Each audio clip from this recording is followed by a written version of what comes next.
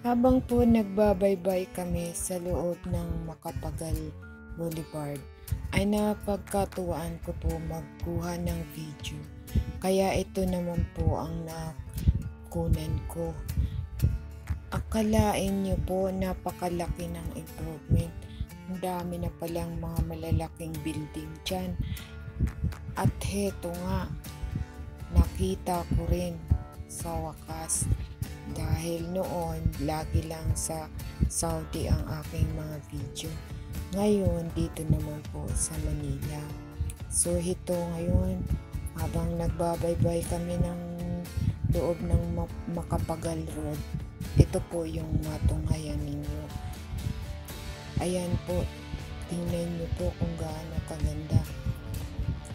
Habang kayo ay nanonood, feeling nyo ay nasa kasama ko rin kayong nagbibiyahe. Panoorin nyo po hanggang matapos ang video. Napakaganda ng lugar. Kulang pa nga po yan kasi yung mga nakuhanan ko ng video ay yung dinaanan lang namin.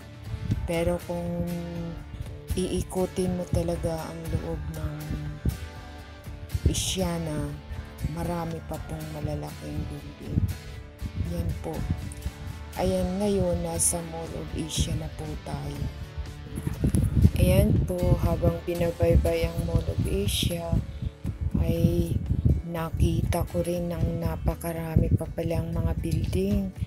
Kaya po, ayan, magugulat po kayo sa napakataas na building dyan. At imagine, pang world class na rin talaga ang lugar na yan. Ang ganda. May pagmamalaki ko na rin. Ayan, panoorin nyo po hanggang matapos ang video ko po. Maraming salamat po sa inyong panonood at nalaman nyo ang lugar na yan na napakaganda pala. Tuloy nyo lang po ang pagsubaybay sa aking mga video. Marahil dito sa lugar na to, matutunghayan nyo ang napakagandang building. Ngunit may mga video rin ako na makikita nyo sa mga susunod na hindi naman po mga building ang matatanaw ninyo. Habang po kami ay patuloy na nagbibiyahe, ayan po yung matutunghayan ninyo.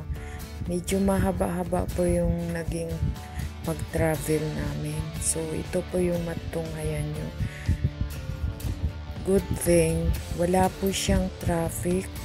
Heavy traffic, wala. Medyo maaga pa kasi. So, ang ganda ng pagbiyahe namin. Tuloy-tuloy lang ang usad ng sasakyan. Makita nyo naman po, hindi pa marami ang sasakyan sa harap namin. Napakagandang pagmasdan pag ganyan ang pag-travel. Walang heavy traffic. Napakagaan ng daloy ng pagbiyahe. Heto na nga po, meron na tayong natatanaw na building. Nasa loob na po kami ng Manila. Ayan po. Ayan, yung Bangko Sentral po yung natatanaw nyo. Ayan po, parating po kami. Dumaan din po kami sa PICC. Yun lang po, hindi sa harapan, sa bandang likuran, kaya hindi po ninyo nakita ang view ng building. Ayan, may mga building na naman uli na matataas. Yan po yung mga gusali na mga hotel po yan sa harap ng Roxas Boulevard. Ayan, sa left side po, matatanaw nyo po dyan yung dagat na po. Hindi lang po ako maka-eksena sa pag-video dahil mayroon akong katabi. So, yung binidyohan ko lang po yung straight ahead sa aking natatanaw. Ayan, may nakikita naman po tayong mga building. Sa loob na po yan ng Manila.